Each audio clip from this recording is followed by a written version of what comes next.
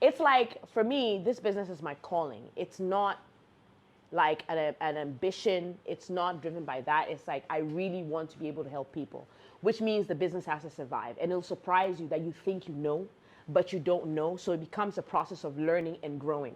So what I've learned over time is that even when you have problems and battles, which is why it's so difficult to build a business here, you have to humble yourself, step back, reflect, meditate, pray about it, and you find a way forward. But a lot of times the way forward is not the way you may have planned. So for me, that's been my biggest support system.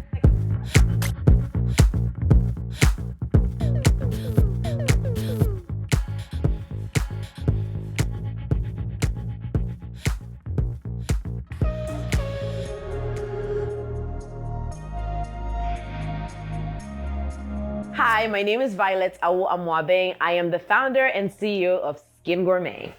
So at Skin Gourmet, we make raw handmade skincare sourced from the wilds of Ghana, and it's so pure you can literally eat it.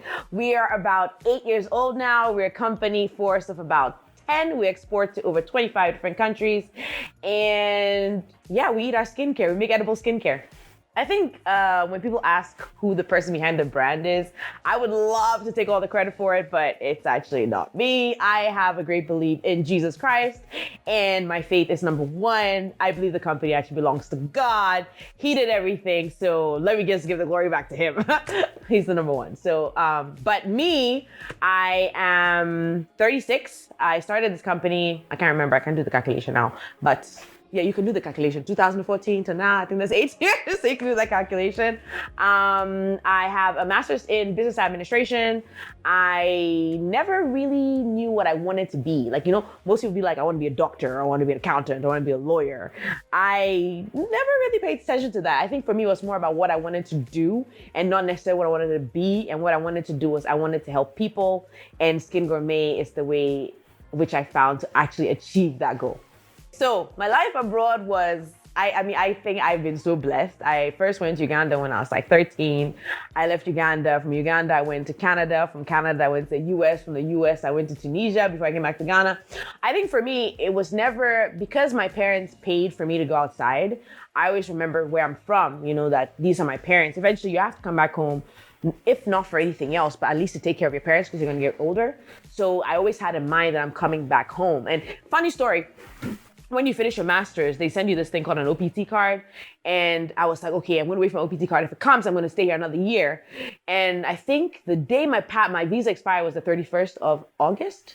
And on the 30th, it hadn't arrived. So I had to leave, and then arrived on the 31st. So I came back to Ghana. And how would it be if I had not come back? I think I would not be fulfilling my purpose, because it's really easy to get stuck in the rat race like in the US or in Canada. But in Ghana, I feel like because there's so many gaps, there's so much that you can actually contribute and make a difference. When people ask me what inspired me to start my business, I tell you, like, I am not a planner. I am very impulsive. So I was working in a bank, working with my dad, and I guess, you know, I'm not a banker. That's the thing. Like, you know, numbers and stuff, I get bored really easily. Like, I like to draw and doodle and things like that. I'm very creative. And anyway, so I had this issue with my lip, and I was like, okay, it's not going away. My friends were like, use shea butter. I'm like, shea butter? You know? I mean, I just came from abroad. I know everything. And I used the shea butter, and within 3 days it was gone. I was thinking, oh my gosh, the world has to hear about this thing I've created. So I decided to create the best body butter the world has ever seen. I never did any research. You know, you have to usually go on the internet, go and look at your market research, market size, you know, all the things they ask me in your pitch deck. I didn't do any of that. I just said, I'm going to do the best body butter. I called my uncle in the UK. I'm like, uncle, send me this, send me this, send me this, and then knowing my bank account withdrew all the money I had at the time was 145 Ghana cedis. No one believes it. That's what it was. Went to Makala, used the printer and PowerPoint to make essentially my labels. I made 3 concoctions. And I remember specifically, I put them in my wardrobe, and it was 1, 2, 3. The formula was not even stable. I went to church and I said, God, have you seen my wardrobe? Give me a company. And I'm thinking to myself, you're not really giving me much work to work with. But then slowly I saw it, like, first 1 shelf filled up, then 2 shelves filled up, then the whole closet, then the whole wardrobe. Then I went in my brother's room. And so slowly I'm putting the money back in. And then also, you know, you have to research. So as I'm creating something, I'm praying about it. Like, what am I supposed to do? How do I go forward? And I'm learning about where I'm sourcing from. And I'm like, wait, I wanted to help people, which means that create jobs. I didn't know how, but if I source locally from Ghana and create something really unique and innovative that can satisfy demand abroad, then essentially I can create more jobs and boost economic growth. So, Skin Gourmet. I'm really impulsive, like I said. So expectations not really me. I just kind of go with the flow. I just landed in Ghana. I'm like, Ghanaians are the best people in the world. I'm going to come and change the world. And yes, I did have cultural expectations, because you have this thing when you travel abroad and you come back and you think you know better. We all think we know better. Please don't tell me you don't. We all think we know better. Ghana will humble you, eh? So after all these years, 8 years, I mean, it's a cultural shock in the sense that you have to realize why things there don't work here. And it's good to learn things from abroad, but you have to adapt it to here, which means that you have to really open, you have to really flexible, and you have to really humble. So I guess I did have some expectations because I was judging people according to my own standard or my own, I guess, false reality. And when you come to Ghana, you realize that you have to adjust that and understand people's realities and see how your dream can fit in that or your vision can fit in that, as opposed to expecting people to conform to what you believe and that you're right and they're wrong. You actually find that you're wrong and they're wrong and you're all right. I don't know if that makes any sense, but it's very easy to decide that you're going to start something. But again, I am not a planner. For me, I had some expectations that I'm going to start a business. I mean, people told me it was going to be hard. My dad told me it was going to be hard, but I didn't think it was going to be that. I didn't think it was going to be that hard. It is really hard. So as much as you may have your plan on paper, that's why I say to myself that I rather would go with where God leads me, because your plans usually do not formulate the way you expect them to. So it's day by day meditation and prayer, and you have to assess each problem as it comes, because problems will come. So you might decide that, okay, I'm going to take this route. It's going to take me, say, 4 kilometers. It might take you 2, it might take you 26. So the idea is that you have to step back. You have to reflect, meditate, pray, and then move forward. And then that's how you make it. But to have a set plan and the refusal to be flexible in a landscape like this, it won't work. So it's good to have a vision, which is the long-term dream that I have, like where I want to be at the end of the day. But how to get there, I don't necessarily put all the strides too far ahead. I just deal with my day-to-day, my week-to-week, and that is good enough. If I think further than that, it will look impossible. Okay, so first and foremost, the fact that Forbes describes me alone, Forbes knows my name, is great. Appetite for business, I wouldn't really describe, well, yeah, I would, because I enjoy what I do. That's the thing. I love the challenge. It's weird. It's like, okay, for example, you have the biggest problem and you think you're gonna die. There's no solution. And I will brood for a couple of days. And then I say to myself, no, I will not be overcome by this. I will figure it out. And then you figure it out and you're like, yes, But in terms of other businesses, I think about it all the time. I have a lot of ideas. But again, it's never my plan, right? It's always like you have to give it to God. It's His plan. So I don't know. I hope so, but I don't know.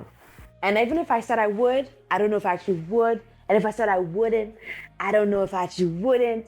So yes, I have an appetite for business, but I don't know where that will take me right now.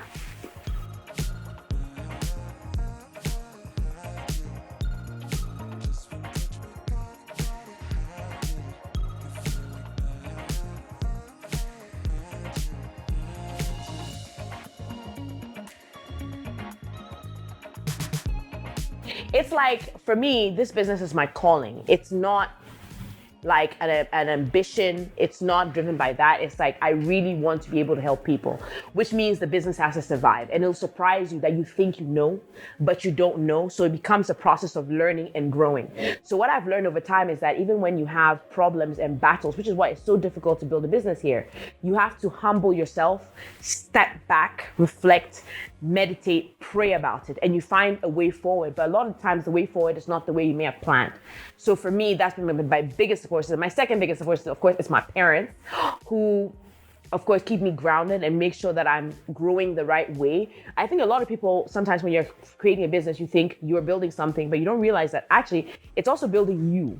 It's letting you reflect on how you are as a leader, how you are impacting. And you have to also realize that everything that goes wrong, it's only your fault. But I find that it's very easy to blame your external circumstances for the problems that you're facing. But if you actually look internally, you realize that usually the problem is you, it's your perception. You have to change that, and then the things around you will change. Organic is very complicated here in Ghana. So when we first started in 2014, there weren't a lot of people in this space. First and foremost, the word organic, it actually means that you have a certification to say you are organic, which a lot of us cannot afford, which is normal.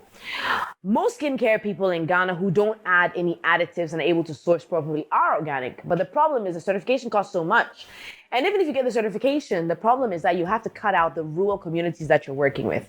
With us, we decided to stay true to rural communities, which is basically part of our ethos. Like, we work with the smaller people in order to create jobs at the grassroots level. And I think being committed to those partnerships is why we're able to stay truly organic and truly natural and not taking shortcuts. I mean, for example, if you want to do export, you have to realize that if your products are 100% natural, you're going to have issues with it melting. You're going to have issues with it changing. And so that asks you, do you want to be true to your core, to your ethos? That will slow down your growth. And I think for people who want to compete and want to grow really quickly, you have to take the shortcut in order to formulate it so that it stabilizes during export. But for us, I believe slow but sure, we'll find a way to get the products outside naturally and as organic as possible. But we need to stay true to that core value. I can't choose one of our products. That's like choosing one of your children. That's just all of our products are amazing. I mean, all of them. I can tell about the genesis of the first one. So the first product, our flagship product, is the Baobab and Shea Butter. And I remember when I first made this product, I didn't know what to call it. So it changed into so many, it morphed into so many different names. I think the first one was the luxurious body butter. That didn't go too well. The natural body butter. That also didn't go too well. And so I had to go back to the drawing board. Like, first I asked myself, what is Skin Gourmet? Skin Gourmet, we make raw handmade skincare sourced from the wild of Ghana, and it's so pure you can eat it. So I had to basically stick with the basics and make it as minimal as possible. So I love all of our products because our products use essentially ingredients from Ghana and only Ghana. So I can't choose one. It would be wrong.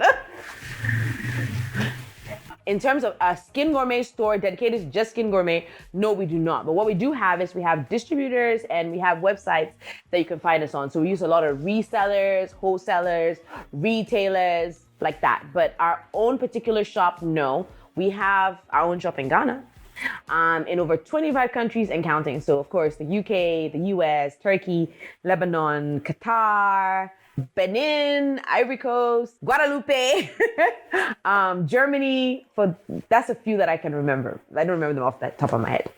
My entrepreneurial experience in Ghana, Africa it's been like the best thing that has ever happened to me my entire life and the worst thing at the same time.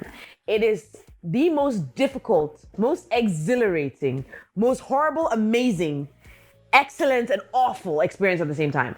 It is learning gradually, having to reevaluate yourself. Sometimes you are so sure you're going to fail. The next minute you're on the top of a mountain. It's like almost like two tracks, right? So every time something amazing is happening, at the same time something awful is happening. And you always have to almost go back and it's like put fires out and at the same time you're moving forward. So it's one of the most humbling experiences because you may think a particular way. Like I said, Ghana will humble you. But it's an amazing experience to be humbled because it's like you know that you're growing, you're learning, you're becoming better, and you're moving forward, but not in the way that you thought. But I would say this, it is the hardest thing I have ever done in my life. Some of the greatest achievements of our brand are, the one off the top of my head, which I think was, was when I was driving down, I don't know if it's Independence or Liberation Avenue, and there's a little billboard of me right there with a sign up. I'm like, oh my God, I had to park the car, I had to run back, take pictures of the board. That was amazing. And then another thing that blew my mind was this is one of the worst years of my life. And then all of a sudden, boom, Forbes Africa. There is a whole article about Skin Gourmet. I was like, amazing, amazing, amazing. And then I think one of probably the hardest moments, like one of those moments in business that will break you. And at the same time as I'm breaking, I get into this competition with Jack Ma's foundation. It's called Africa's Business Heroes. They had over 12,000 applicants, and we were top 10, the only ones from Ghana, which meant like we were the best of Africa's business heroes. I think those are the highlights for me. Mm-hmm. Other projects that I'm working on at the moment is probably myself. Always working on myself, how to be a better person, how to be equipped, I guess, in life, how to look at where my inefficiencies are, where my flaws are, where I can improve as a person. But in terms of a new project of another company, I've tried several times, but I think it takes too much energy to pay attention to what I'm doing here that it's almost impossible to move my attention somewhere else. Because a lot of people can build business, well, they're equipped, I'm not so much equipped to build businesses to sell them later on. For me, this is the long haul. I'm trying to build a foundation for something that will outlast me. So it's taking a lot. So I guess maybe my other project would be my daughter. Yeah, because I have a baby now. So yeah, that's my other project. So we have a whole new project of we are now going packageless, right? So the one thing we find is initially we were in glass, and glass is an amazing, I guess, packaging material, except that really in the long term, glass is not recyclable. If you really think about it, you can reuse it, but it's not really recyclable. So we have to go back to plastic because it's easier for the consumer. But if you're going to go use plastic, then of course you have to also give the consumer the ability not to use plastic. So we launched our refill stations. So essentially a customer can come in with old packaging and then refill it for a much lower price, because right now Ghana is hard. Well, the whole world is hard. Or they can actually come in with packaging from anything and we can refill it for them with our products. And we think that really helps the environment. It also saves our customers money. And we're the first packageless branch in Ghana, hands down, all the brands telling you. So that's a whole new project we're doing. One interesting fact about Africa that is not known about the rest of the world is, well, I think being African is not something that anybody can understand, because I've actually lived outside and come back. And the African is a very difficult person to truly understand, because we go through a lot, but we have a lot. And I think that paradigm is what makes people think, oh, if they have so much, then it's just that they don't know how to manage it, and that's why they're not doing so well. But when you actually live here and you understand the complexities, it takes so much to be an African, and it takes so much to be an African to want to do the right thing. And when you're trying to do the right thing, if you understood the things that are thrown at us, it makes it extremely difficult to, number one, conduct business in the right way. And then number two, even if you can conduct business the right way, we don't have enough information stored about our own culture, about how to do business here, in order for us to adapt that knowledge to actually grow it into empires. So we're working with very little, and it's almost like right now is a new frontier. So I think the African is actually, I think, the next world leader, to be precise. And the reason why I believe that is because the center of the world is in Ghana. Check it. I'm just saying.